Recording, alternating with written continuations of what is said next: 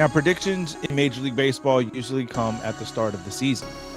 But on this video, we're going to be predicting 10 different things the New York Yankees will do this offseason. Some of these are going to be obvious things, easy things to make mention of, make predictions about. Some of them are going to be out there a little bit more. But we're going to begin with number 10. And number 10 is an easy one. The New York Yankees have a $15 million club option on Luis Severino. And I believe that they're going to Luis and re-sign him, pick him up for that option, at least for another year, see what they have.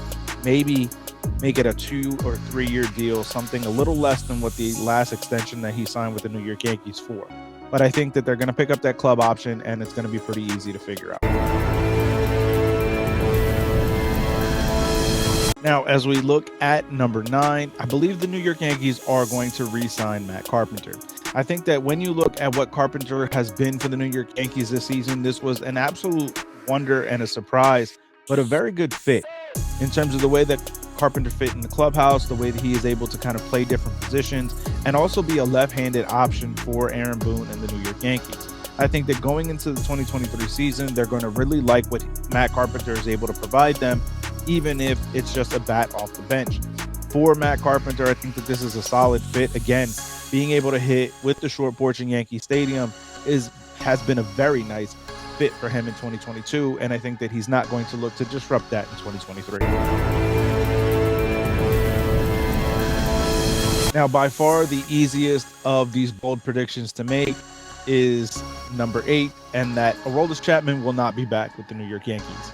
Chapman is set to be a free agent, and with the antics that he showed this postseason, not showing up for a mandatory practice when he wasn't guaranteed to be on the postseason roster, just solidified that this is the end of his Yankee career, and in my opinion, the end of his career as a whole.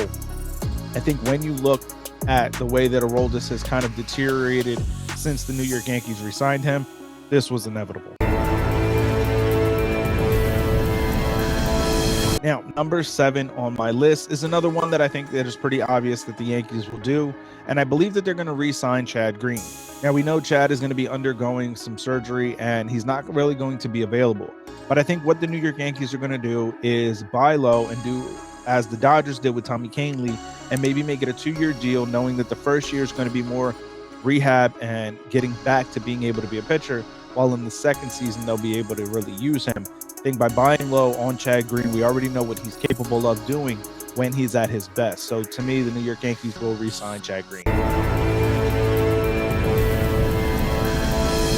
Now, another option that I believe, another prediction that is not as bold as it may seem, but I believe Brian Cashman re-signs with the New York Yankees as their general manager on what I believe is probably going to be like a 4-year deal.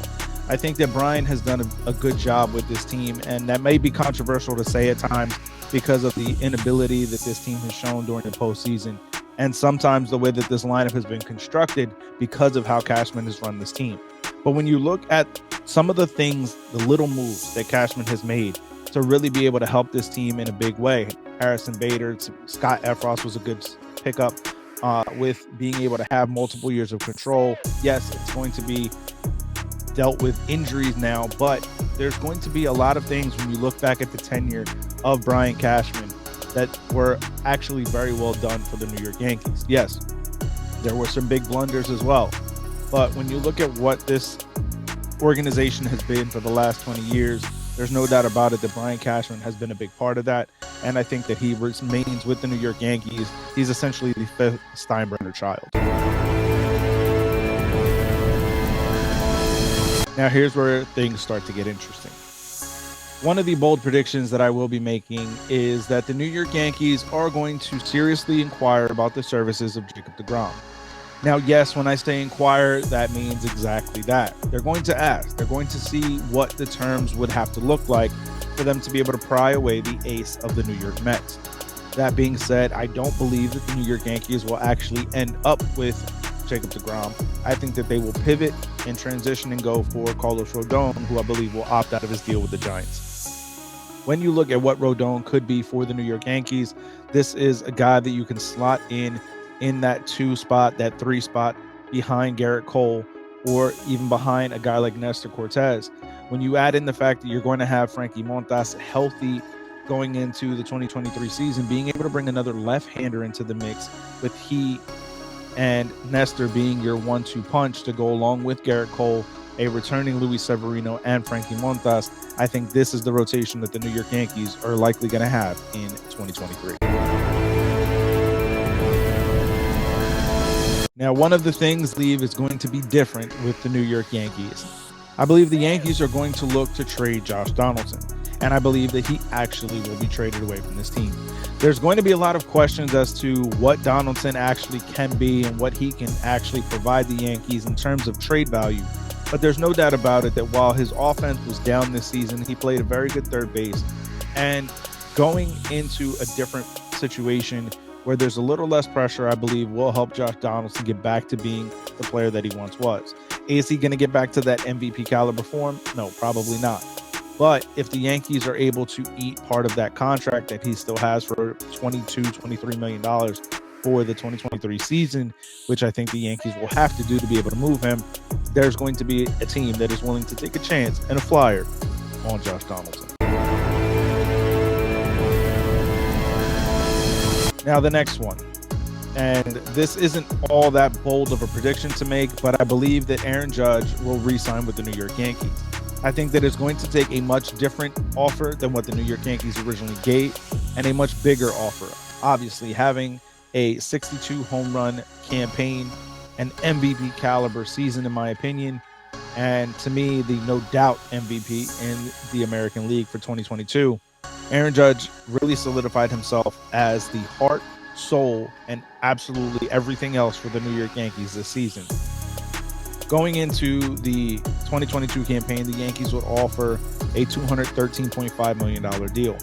I think that number is going to significantly jump. I believe the deal will probably be somewhere around the 350 range, maybe 7 or 8 years. And me is going to be the deal that the New York Yankees are likely going to be able to sign with Aaron Judge. I think because Judge is 30 years old, he's going to want to look for something a bit long term. And while he may be looking for 10 years, I think that he'll settle for 8, but it's going to be at a very high figure. Now, this is another bold prediction, but not all that bold. With Aaron Judge re-signing, I believe the New York Yankees will name Aaron Judge as the new captain, solidifying the transition from Derek Jeter to Aaron Judge and giving the New York Yankees their franchise face for the next potentially 8+ years going into the future of this franchise. Now, I saved the boldest prediction for last. I think that the New York Yankees will be surrounded by rumors of Shohei Ohtani and a potential acquisition. I think when you look at what the Angels are going to be this upcoming season in 2023, there's going to be a lot of questions and a lot of influx. I think that with Artie Moreno already saying that he's looking to sell the team, there's going to be a lot of questions as to who is actually going to remain. And while a new ownership group might want to hold on to Shohei Ohtani, being able to sell at your highest value is really what the Angels will have right now. Being able to move Shohei Ohtani, you're going to have to use all that you have in terms of leverage. The New York Yankees are one of the few teams that I believe can financially afford to pay a two-way player like Shohei Ohtani, but also have the prospect capital to acquire such a player. Now, no package will ever come close to being equal. It's the same thing like trading for Mike Trout. But when you look at the fact that you know that the Angels are going to be taking a loss of some sort no matter what their return is, they're going to want to mitigate as much of that loss as possible. And the way to do that is to trade with a contending team that has highly valued prospects. Anthony Volpe will surely look good in a Los Angeles Angels of Anaheim uniform because Shohei would look even better in the pinstripes in the Bronx. Now, I know that's going to be a controversial statement, so let me know your thoughts down in the comment section below. Find me over on Twitter at banter_baseball, and we can keep the conversation rolling. These are some bold predictions. Let me know yours down in the Keep it locked into our entire JLMG family with Lee Sibbs, the Granite Geek Show, and of course here on the Baseball Banter Broadcast by hitting the subscribe button on all 3 channels. If you're sticking around to this point, you can head down to the link in the show notes below. Check out our partner, Lids. You keep it locked in. You can check out the baseballbanterbroadcast.com. Use the promo code Judge for MVP to save 10% off your order. Keep it locked in all season as we continue to look at the latest news, notes, and my personal thoughts, theories, and opinions on the game of Major League Baseball.